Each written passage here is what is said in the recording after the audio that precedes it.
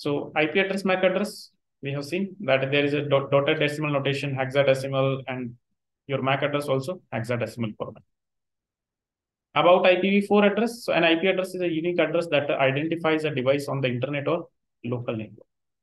Stands for Internet Protocol, and IP addressing is a string of numbers separated by dots, like 192.168. What is the size? 32-bit. How many octets? 4 octet, and each octet is 8-bit. Each number in the set can range from 0 to 255, 1 octet range 0 to 255. So 4 octet range 0000 till all 255. Okay. Then total number of addresses 2 raised to power 32. Decimal format, this is an example 192.168.10.1, and if you convert in binary, this will be the number. Clear? So means decimal to binary conversion we have seen. Binary to decimal conversion we have seen. Then class size range. See, if you focus here, total 5 classes are there. Class A, now it is saying 1 to 126. And when I said 0 to 127. Why? Because 0 and 127, these two values we cannot use in the first octet. Means we cannot assign to our system. So these are the values that you can assign to your system. Okay. Then after 128 to 191, 192 to 223, 224 till 239, 240 till 255. This is clear.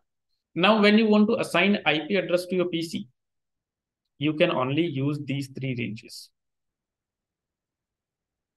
We cannot use class D. We cannot use class E. Okay. Why? Because this class D is reserved for multicast. Remember multicast, one-to-many communication. So for the multicast purpose, your class D is reserved. About class E, it is reserved for research purpose. This is reserved for research purpose. So if I try to assign, wait a minute. I'll give you time to note down. Okay. So if I show you that I'm saying I cannot use this 0, I cannot use 127, I cannot use 224 till 255, right? These values I cannot use. So not just with the theory, we'll check with the practical also that we cannot use. See. If I open network configuration,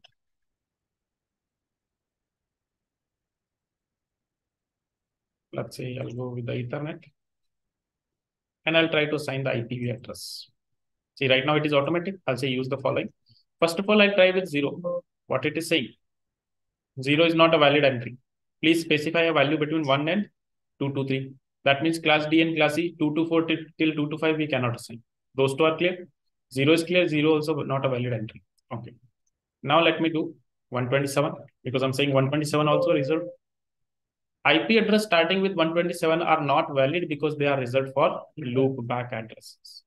So means these values we cannot use. Other than these values, we can use anything. Okay, you can use 1, 2, 3. Means 1 to 126 we can use. Then after 128 to 191 until 2 to 4, 2 to 3 we can use anything. But these things we cannot use because these are some reservations. Okay, this thing is clear. Now these are the points you might want to note down. 0000 not used. 127.0.0.0 loopback address. Class ABC used for assignment purpose. The D is reserved for multicast and E is reserved for research purpose. So these things you can note down.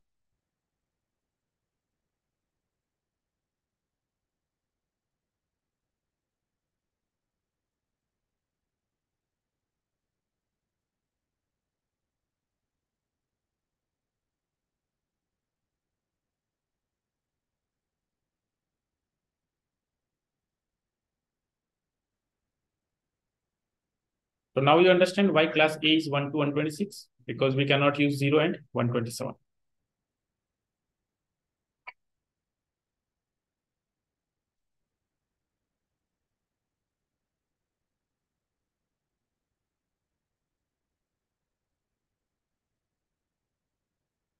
And next week, probably Thursday or Friday, we'll be going to the lab.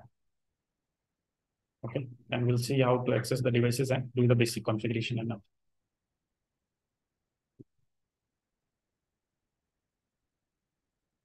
Loopback address. We'll discuss about these things. Okay.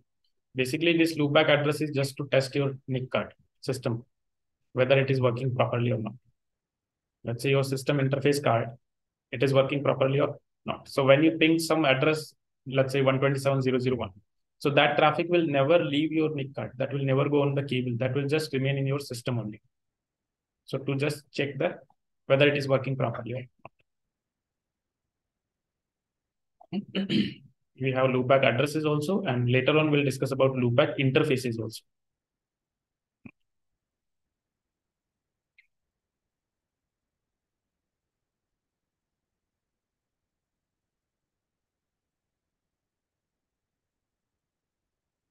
Class EEG is for research purpose. Yes. What kind of research?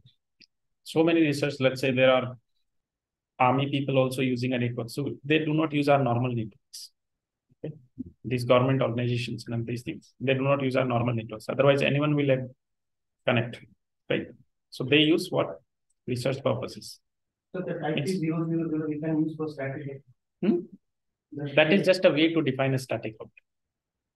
Okay? That defines everything. Okay. Static. Yeah. Not static, but default route, we call it. That we'll discuss. Then first octet range is 1 to 126, 128 to 191, 192 to 223, and these are all the reservations we have seen already. Okay. Then tomorrow we'll be starting with subnetting. Okay. Now about the loopback address, see, let's say I want to test whether my NIC card is working properly or not. Okay, so I'll simply just go and ping 127.0.0.1. And you see, if I'm getting the reply, that means my NIC card is working properly. This is how it is checked. Okay, see.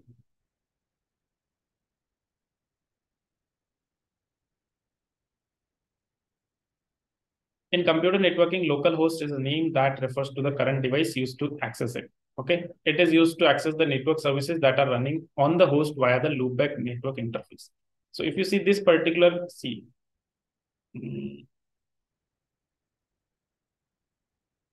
not clearly mentioned. Let's go with this.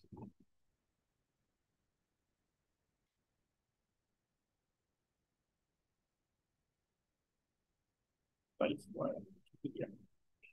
This is also known as localhost.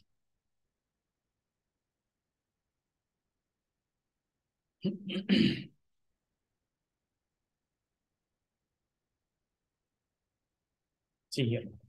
The local loopback mechanism may be used to run a network service on a host without requiring a physical network interface. Okay.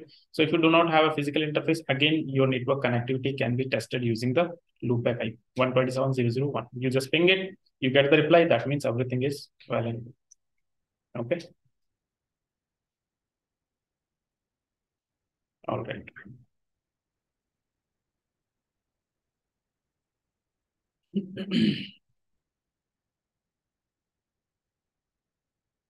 See, why it never leaves?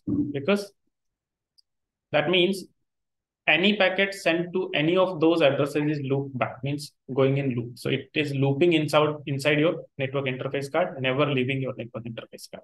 Okay. So that means if the traffic is getting routed inside your network interface card, that means it is working properly. Otherwise, it will give you an error. Okay.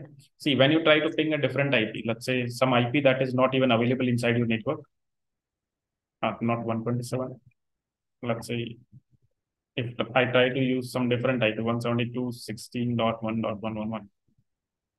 So let's say I don't know whether this IP is available or not. So if it is not available, I'll get something like request timeout or maybe destination host unreachable. These kind of errors I will get. Okay. But if I'm getting the reply means my connectivity is proper. Is that clear?